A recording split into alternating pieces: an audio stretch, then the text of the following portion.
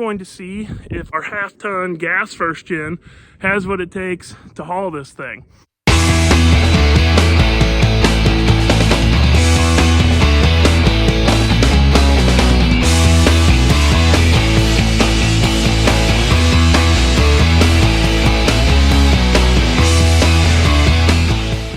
So I tried to record this intro once already, got through the whole thing, realized I didn't hit the start button on the camera, so hopefully that's not telltale signs of what's to come next. But as you guys can see here, we have the race truck loaded up on the open trailer, and we are going to see if our truck that we call the little truck, our half-ton gas first gen, has what it takes to haul this thing.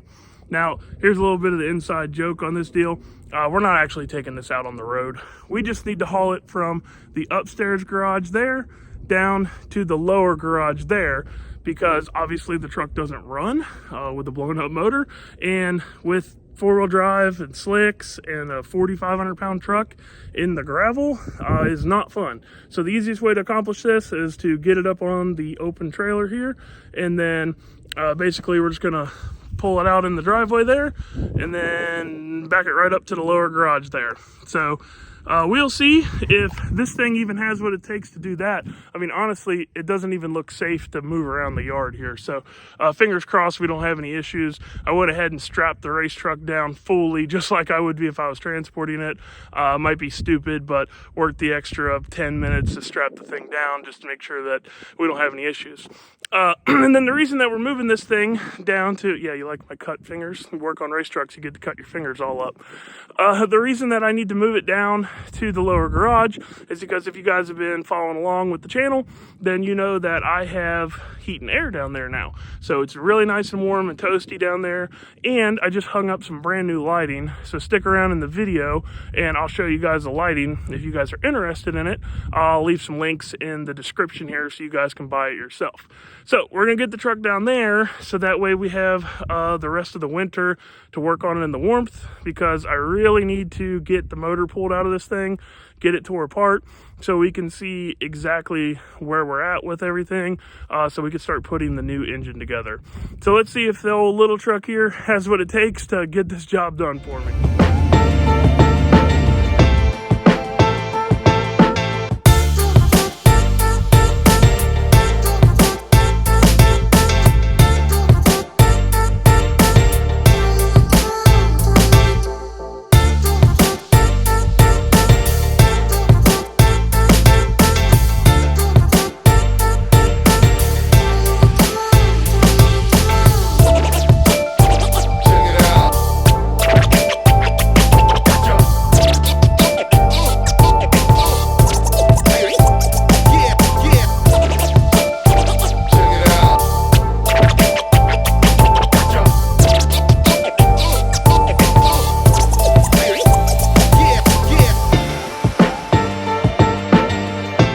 Before we unload the truck here, let's go inside the garage and let's talk about this lighting. I think you guys will be able to get better visual of it before I put the truck in there. This probably isn't quite as conclusive as it'll be once we get the truck in here and put the door down, the more I think about it, because I've got a light hidden behind this door up here. But the door's open. It's a relatively sunny day. It's like an overcast style, and it's plenty bright in here with the main door open. And before, I'll see if I can throw a picture up in here of, I should have done like a direct before and after take, but basically it did not look nearly as good as this in here as far as the lighting goes.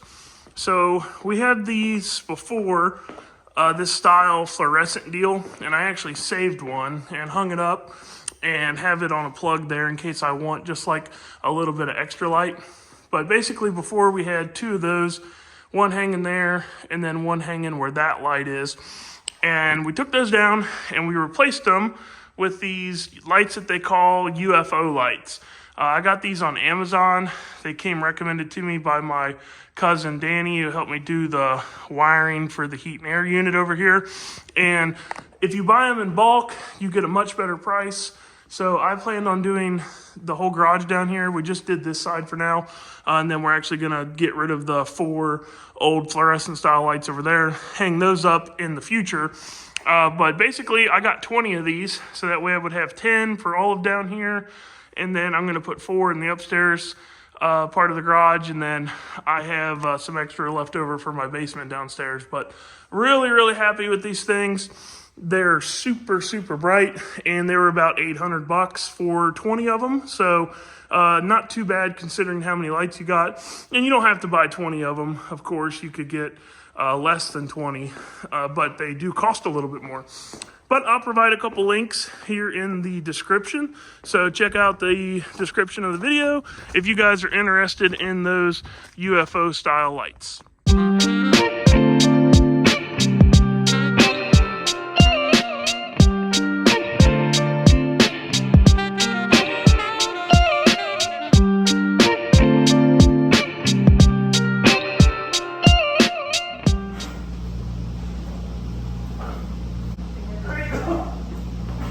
So close.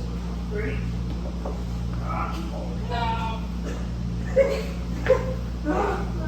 Hold on. This is what you have to do when you have broke motors and you don't have a winch here. Now that the truck is in here and I'm actually able to close the front door there, you guys can see how bright these UFO lights are. The thing about LED lights is the higher that you can hang them, the more effective of a job that they do. So I don't have a lot of ceiling height down here in my garage. It's like 12 foot on the left side, but when you start getting over here towards JP's truck, it's about 10 foot. So if you guys have like a 14-foot ceiling, you need even less of these things to be able to brighten it all up really well.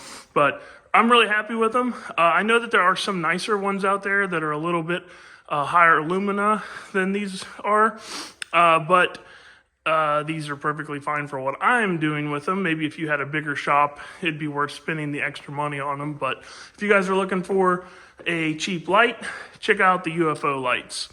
So I know the first thing that I'm going to do to this thing is give it a bath. I have not washed it since we broke it in September, and it is definitely showing that it needs to be washed. So after that, let's plan on having a little discussion this coming week to where we can talk about some of my 2024 racing plans. Thanks for watching. If you're new here, click the subscribe button, click that like button, and we'll see you on the next one.